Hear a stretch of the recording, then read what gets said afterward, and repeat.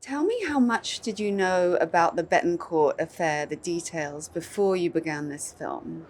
I didn't know much, not more than, any common reader of newspapers and listener of news on the radio knew. But I don't think the film tries to be a real copy of the facts.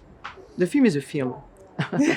And so I have very little in common with this woman. So it's really a step side into a fictional world. But because in French we say also that most of the time reality goes beyond fiction, in that case it's really true.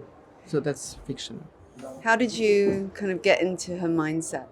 I didn't have much to do actually. I think that you have to trust cinema in that case. Of course, if I was shown in a shabby little house with no clothes, and if it was said about me that I was the richest woman in the world, I would have to find some devices to persuade the viewer to that I am actually the richest woman in the world. But as soon as you are being shown and in a way defined by what surrounds you, which is the house, the clothes, the way I was being made up and hair, which is also indication of a certain bourgeois class, the way you put your hair and things like this.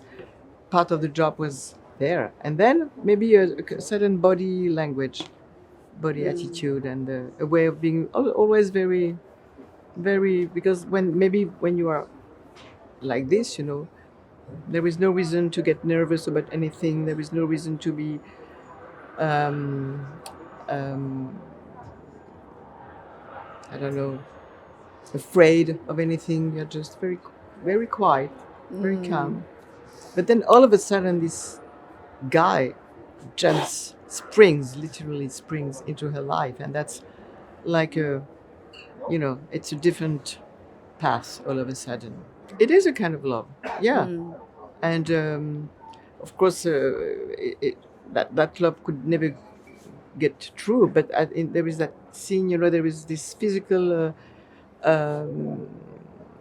closeness at some point, and yeah, I think there is a real attraction. He's very charming. He's very, very much alive, very funny, a little bit dangerous. I mean, yeah, it is a kind of love. She's seduced by him.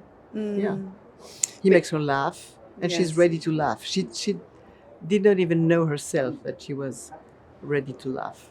It's like she was asleep, and all of a sudden, yeah, the sparkle. He's not afraid of her, which I think is very he's not interesting afraid of for anybody. her. Yeah. That's what's really interesting.